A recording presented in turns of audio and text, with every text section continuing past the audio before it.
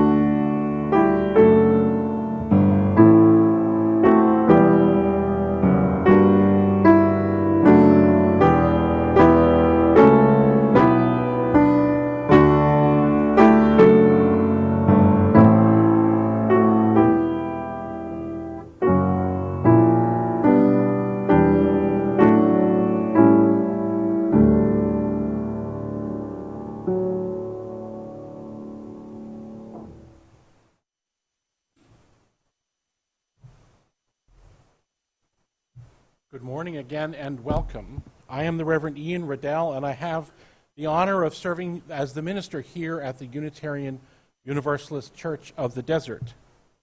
We are a community gathered not by creed or single belief, but by our commitment to the thriving of the world and our commitments to each other. Commitments to work together, commitments to learn and explore together, and commitments to nurture each other. We gather today in the presence of that old story of oppression defeated by resistance, of holiness, community, and light triumphant over desecration and destruction. We come here full of the joys and woes of our days, and we come seeking connection and love in this place of community. May that old Hanukkah story of perseverance and miracle lighten our hearts and make us glad in the presence of each other's love. May our spirits be joyful as we worship together today.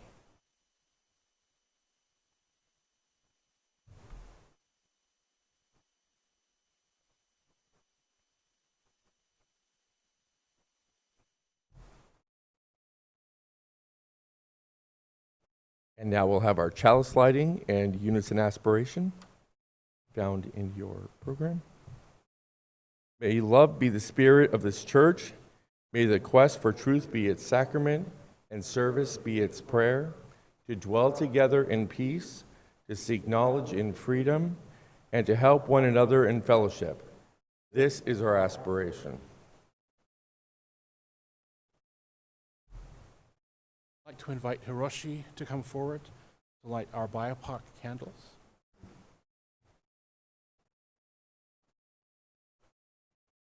And as he lights, we will speak the words that are on the screen or in your order of service. We light these candles in solidarity with Black, Indigenous, and other people of color as they journey toward spiritual wholeness. May we, as a beloved community, work to dismantle racism and all forms of oppression. May we live out our principles so that justice, dignity, and equity for all prevail. And now we will share in our hymn for meditation, Spirit of Life, Fuente de Amor, and while we're still not singing, I invite you to hum along.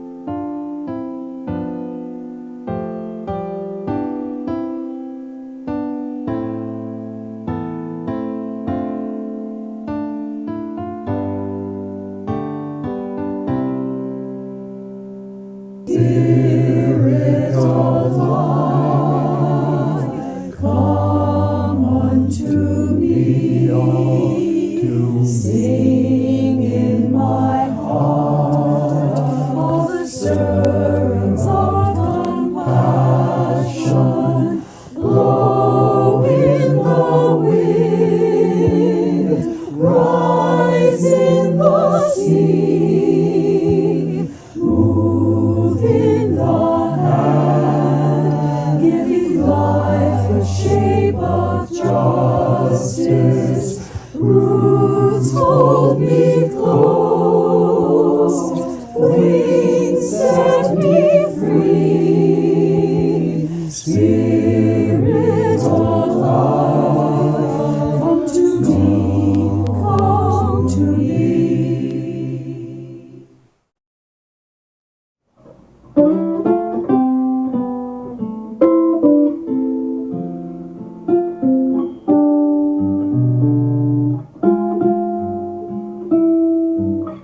Fuente de amor, ven hacia mí y al corazón cántale tu compasión.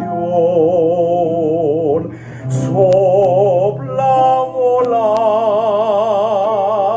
sube en la mar, hasta volver la justicia de la vida.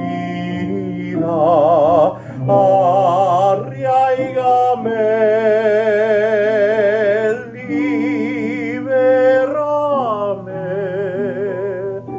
fuente de amor, ven a mí, ven a mí. Fuente de amor, ven a mí, ven a mí.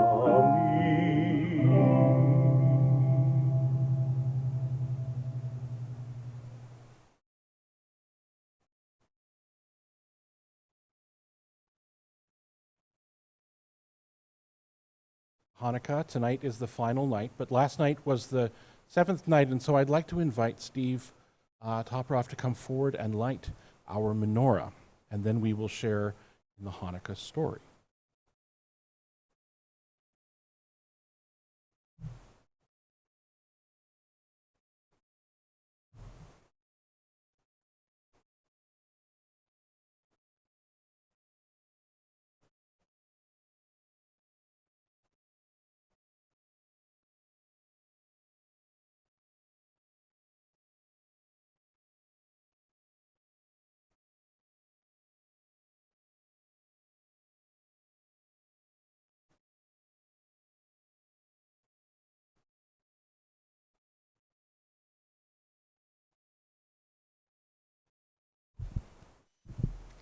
The Hanukkah story. Long, long ago, the land of Israel was ruled by a wicked king named Antiochus Epiphanes. King Antiochus counted many Jews among his subjects, and like so many Jewish people today, they lived their lives according to Jewish custom and tradition. They celebrated Shabbat and marked the festivals of Passover, Sukkot, and Shavuot. Unlike today, these Jewish people worshipped at the ancient temple in the city of Jerusalem. This temple was the holiest of holy places, the center of Jewish life. But King Antiochus did not want to rule over a nation of many religions and many cultures. He wanted to rule one nation and one religion and one culture.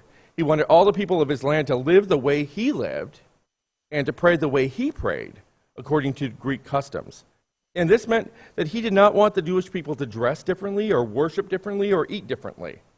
And so the practice of Judaism was completely abolished. He forbid the Jews from celebrating Shabbat. He forbid the Jews from observing the festivals. And he also forbid the Jews from reading or studying the Torah. But perhaps worst of all, King Antiochus forbid Jewish worship in the temple. And he turned the holy temple into a place that became very unholy, making a real mess by setting up idols and altars to Greek gods inside. Many Jews were afraid for their lives, so they felt forced to follow the king's orders. But one group of brave souls decided they would not submit to the king. They would not worship foreign gods or give up their Jewish way of life. This group was called the Maccabees. And they were determined to take back their temple and defend their religious freedom. The Maccabees were led at first by a man named Mattathias, and then later by his son Judah. Compared with the king's army, they were small in number, but they were mighty in spirit. With faith and relentless determination as their guides, the Maccabees won a stunning victory over the king's army. They fought hard, and against all odds, they won. The Maccabees successfully took back the temple from King Antiochus, but they were heartbroken to discover that their king had not taken care of their holy space. They got to work, cleansing and purifying it. And they removed all foreign idols and altars the king had set up inside. They lovingly cleansed every inch of that temple, and then on the 25th day of the month of Kislev, the Maccabees held a glorious rededication ceremony. The word Hanukkah means dedication, and it comes from the moment when the temple was triumphantly returned to the Jewish people. The most famous story about this rededication comes from the Talmud, where we read that when the Maccabees walked into the temple, they found only enough oil to light the menorah for one day. But miraculously, that small amount of oil lasted for 8 days, which is exactly how long it took to get new oil.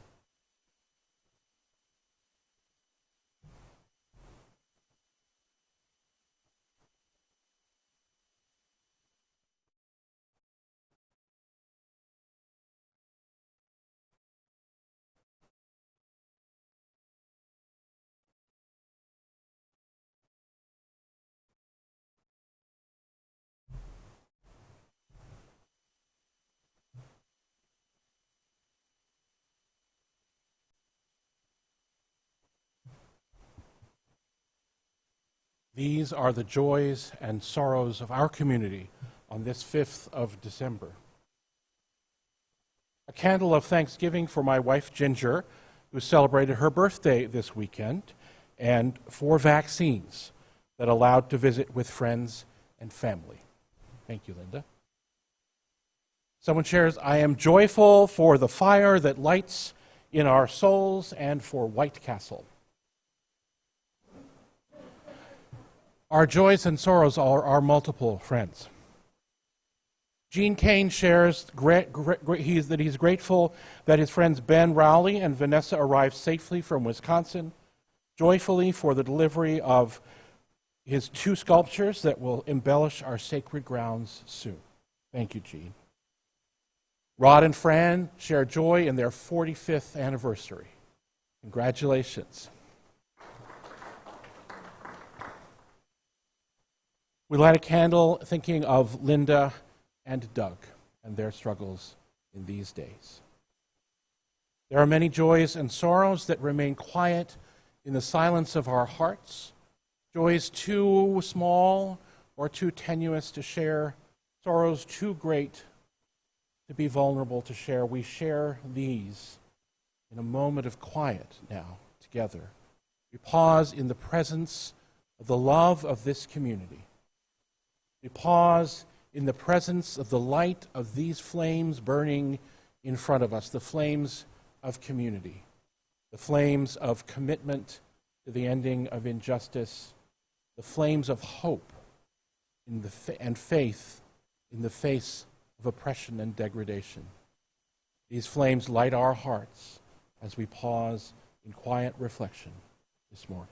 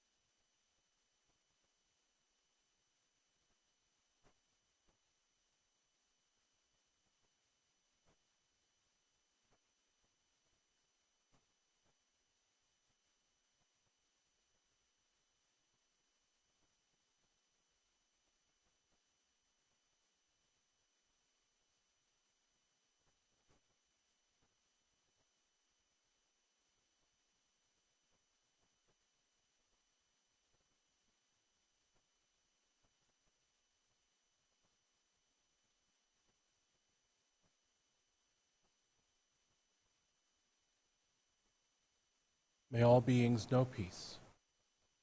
May all beings know an end to suffering. May all beings know love.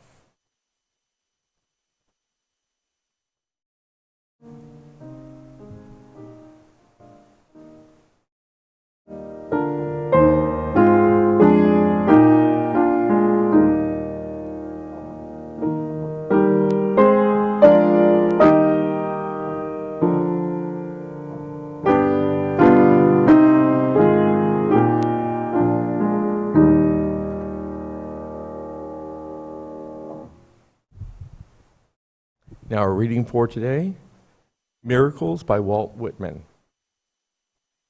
Why? Who makes much of a miracle? As to me, I know nothing else but miracles. Whether I walk in the streets of Manhattan, or dart my sight over the roofs of the houses toward the sky, or wade with naked feet along the beach just in the edge of the water, or stand under trees in the woods, or talk with anyone I love, or sleep in bed at night with anyone I love, or sit at a table at dinner with the rest, or look at strangers opposite me riding in the car, or watch honeybees busy around the hive of a summer forenoon, or animals feeding in the fields, or birds, or the wonderfulness of insects in the air, or the wonderfulness of the sundown, or of the stars shining so quiet and bright, or the exquisite, delicate, thin curve of the new moon in spring. These with the rest, one and all, are to me miracles. The whole referring, yet each distinct and in its place. To me, every hour in the light and the dark is a miracle. Every cubic inch of space is a miracle. Every square yard of the surface of the earth is spread with the same. Every foot of the interior swarms with the same. To me, the sea is a continual miracle. the fishes that swim, the rocks, the motion of the waves, the ships with men in them. What stranger miracles are there?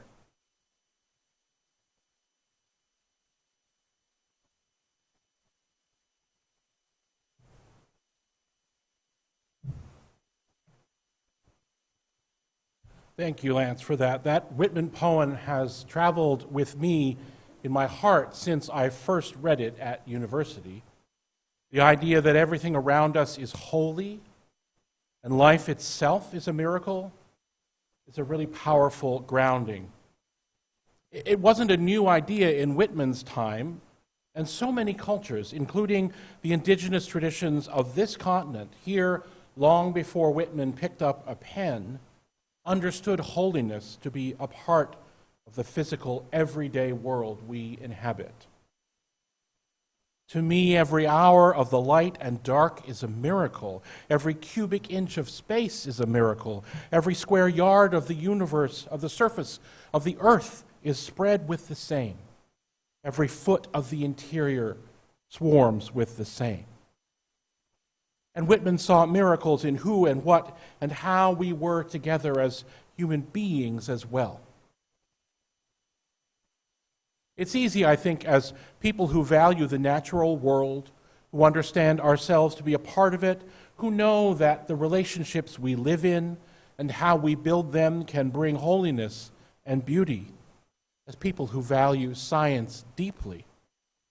It's easy for people to hear Whitman's opening question, why, who makes much of a miracle, and say, not us. And yet, like everybody else, we surround ourselves with stories of miracles and wonder. Year after year, decade after decade, century after century, we tell and retell stories of miraculous births and magical creatures.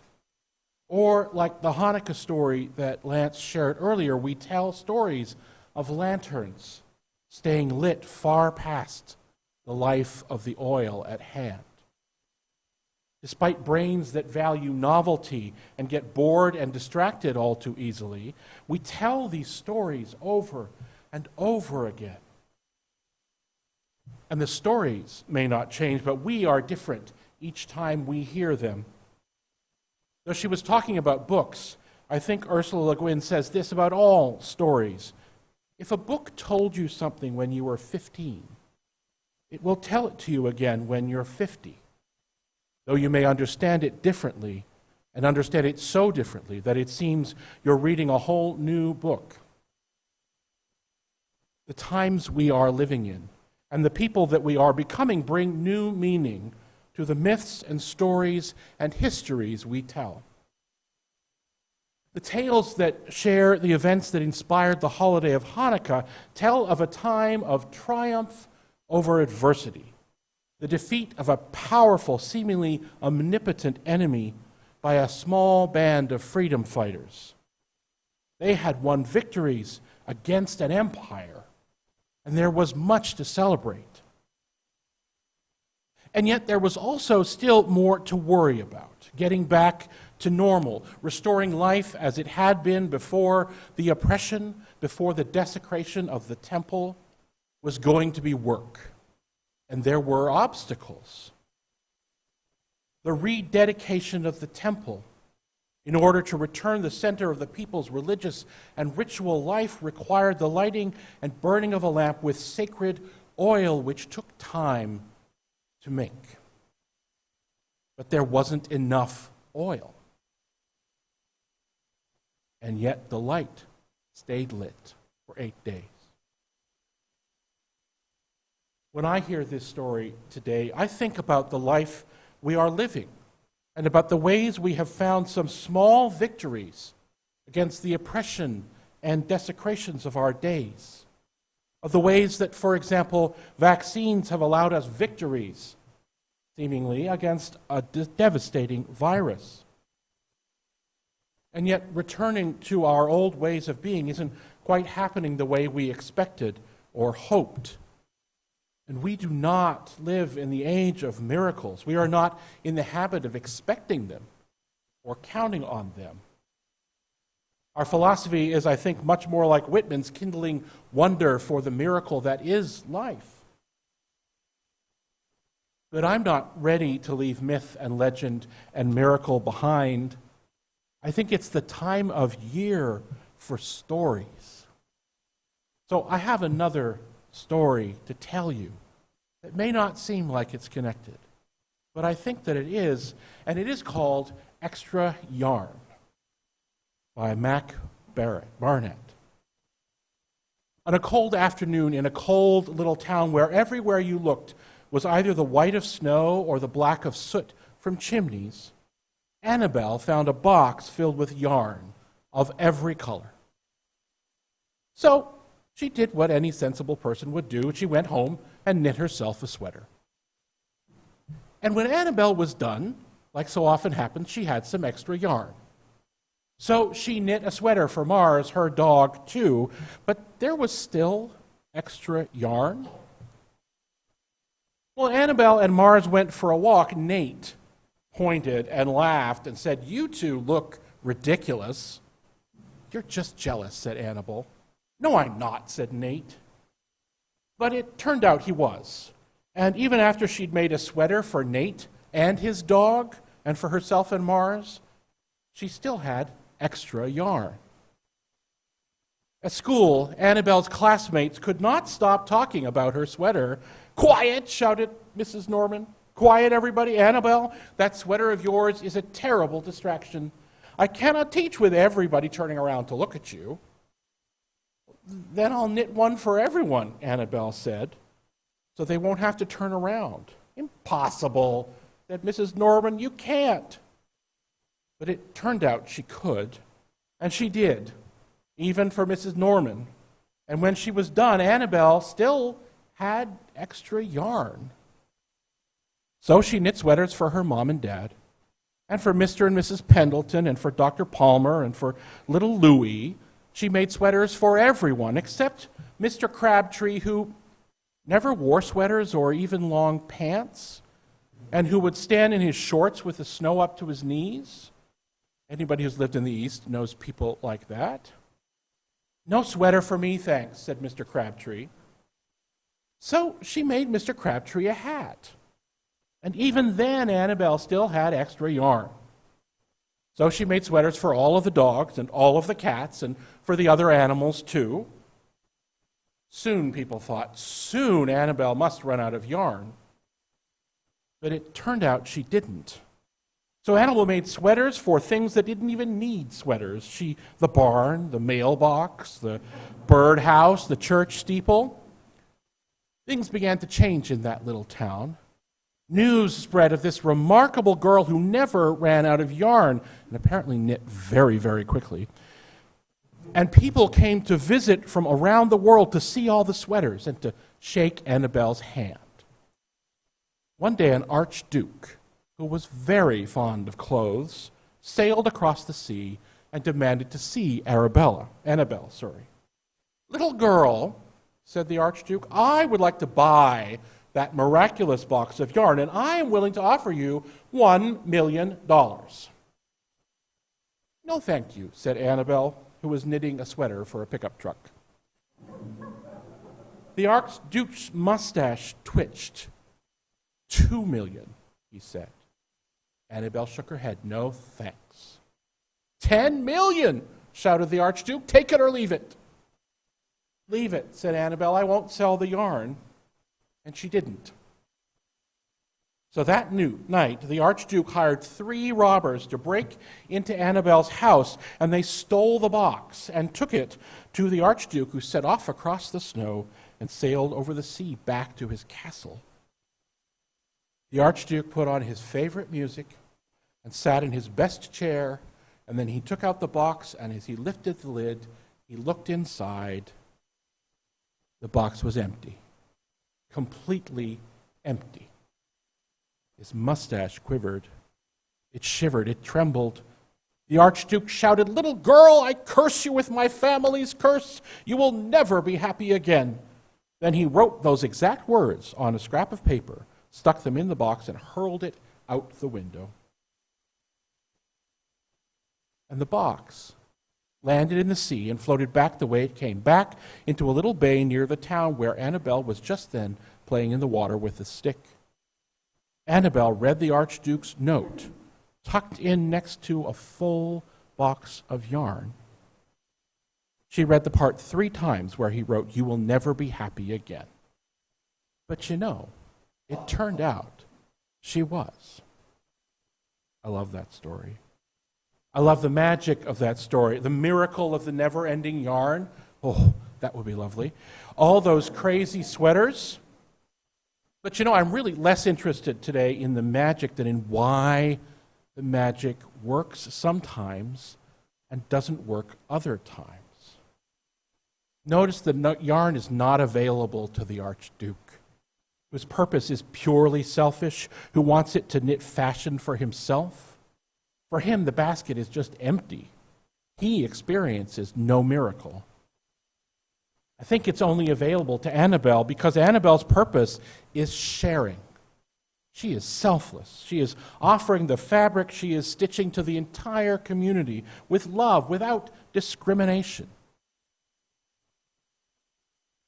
The purpose of the Hebrews lighting the lantern in the desecrated temple was to regain the temple's holiness so that it became available for their community, so that there was a place once again for the community to live out its values and have a center.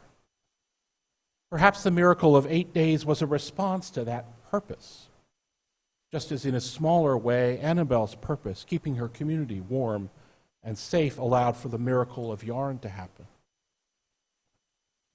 One aside, there is much in this very simple story, but an interesting event for me is that moment with Mr. Crabtree. Mr. Crabtree who stood outside in the cold snow in his shorts. Mr. Crabtree who said, "No sweater for me, thanks." And Annabel did not insist on knitting him a sweater. Notice, she heard his story, honored his experience, and I imagine listened to what Mr. Crabtree said he wanted, not a sweater, a hat. I take a lesson from that we don't give equally, we give according to necessity. And we listen to the experiences and feelings of others as we make choices. Purpose can grow out of necessity, it can grow out of commitment to values, and it can also grow out of hope. We talk about hope as something we have. We have hopes for the future. We equate hope and expectation. We imagine a freer world and we hope for it. Hope is the thing with feathers, wrote Emily Dickinson, the thing that never in extremity asked a crumb of me. We hold on to hope. We lose hope. We open up for hope. Perhaps there is privilege there in the luxury of hope as expectation, as aspiration. How do we say to someone who has come to the end of despair to have hope? How do we say to those suffering from the ravages of disease to have hope? And yet, we are called to be the active shapers of the world, called to build the land that we seek. One day when I lived in Chicago, I was riding the train home from school and I saw a sign that was recruiting volunteers to test vaccines to block HIV before it can cause any infection or disease. The sign said this. It said, "Hope takes action." And that's the crux for me. Hope is not crossing our fingers and wishing for change. Hope is work. It's active engagement. It is not a noun, it is a verb. Hope is the practice of survival. There is a Sweet Honey in the Rock song that goes, if we want hope to survive in this world today, then every day we've got to work on. If we want hope to survive in this world today, then every day we've got to fight on. In the face of the oppression of the Greek Empire, the Maccabees resisted. They fought on. And yes, there is more to it than that. Hope is more than just going on. It's also the understanding that it doesn't have to be like this. It won't always be like this. It is the knowledge that by acting, by surviving, by moving, we can change our world. It's seeing an open future and acting. Aurora Levins Morales is a disabled and chronically ill community-supported writer, historian, artist, and activist.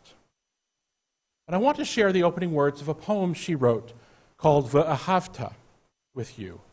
Now, her opening is a variation on the Jewish Ve'ahavta prayer, which is a commitment to and a reminder of the love of God and the ways in which we keep that love at the front of our knowing. This is a translation of the original Jewish prayer. Take to heart these instructions with which I charge you this day. Impress them upon your children. Recite them when you stay at home and when you are away, when you lie down and when you get up. Bind them as a sign on your hand and let them serve as a symbol on your forehead. Inscribe them on the doorposts of your houses and your gates. This is Morales's version. Say these words when you lie down and when you rise up, when you go out and when you return, in times of mourning and in times of joy. Inscribe them on your doorposts, embroider them on your garments, tattoo them on your shoulders, teach them to your children, your neighbors, your enemies. Recite them in your sleep, here in the cruel shadow of empire. Another world is possible. Another world is possible. Purpose and hope and imagining new possibilities are on my mind this week because of Hanukkah. But also because after today's service, we're going to gather on our patio outside and celebrate a milestone in our congregation's life. We're going to tear up our mortgage because we have paid it off.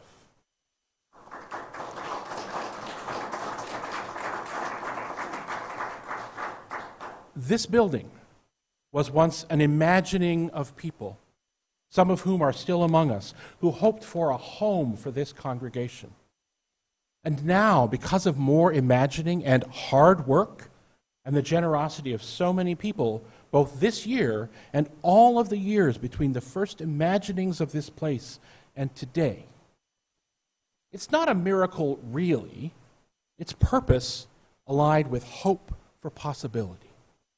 And it will allow us to imagine new possibility for how we use our resources to live out the purposes of our mission and vision for this congregation and this community. Congratulations. And now our imagining can continue. Every day, I think, we are called to balance seeing all of the world as a miracle, like Whitman does, with the possibility that we can make change when we know our purpose. We can ground ourselves in the miracle that is the life around and within us, the beauty and grandeur and intricacy of the world. And we can see that a new world, a new way, a new hope is possible. That sometimes when we set ourselves to the purpose of nurturing ourselves and our community, the purpose of rededicating our hearts and our bodies and our minds to love, the resources are there for that task. That sometimes when we rededicate ourselves to rebuilding broken hearts and homes, to bringing healing to desecrated spirits, the light that we light will shine beyond our wildest hopes. May it always be so.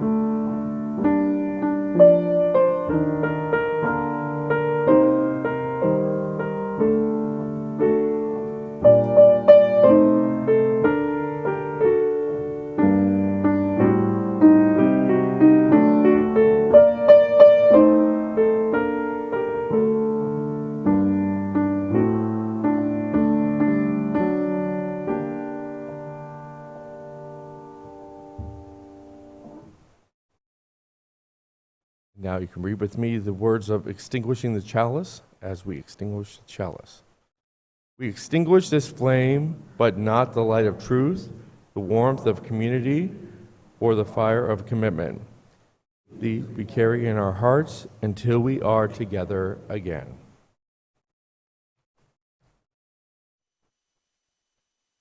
Before I close our service, I will remind you that you are invited, after we hear Joel's postlude, to join us, on the patio following the service for the celebration of the tearing up of our mortgage. We'll wait probably till about 11 o'clock to do it so that folks who are coming from home just for that purpose can be here, but I hope you'll join us there. And those of you at home on Zoom, you can keep watching. We will have a camera out there so you can be part of our celebration. I send us forth today with these words of Amanda Udis Kessler. We light the Hanukkah candles in wonder, joy, and gratitude, each candle a miracle. When the Holy Temple was rededicated at the time of the Maccabean liberation battle, only 1 day's worth of oil remained, yet it burned for 8 days, and so we light candles in remembrance. We rededicate ourselves as we go forth into the world to the miracle of light in a season of darkness, to the miracle of trust in a time of anxiety, to the miracle of hope in a time of despair, to the miracle of faith in a time of cynicism.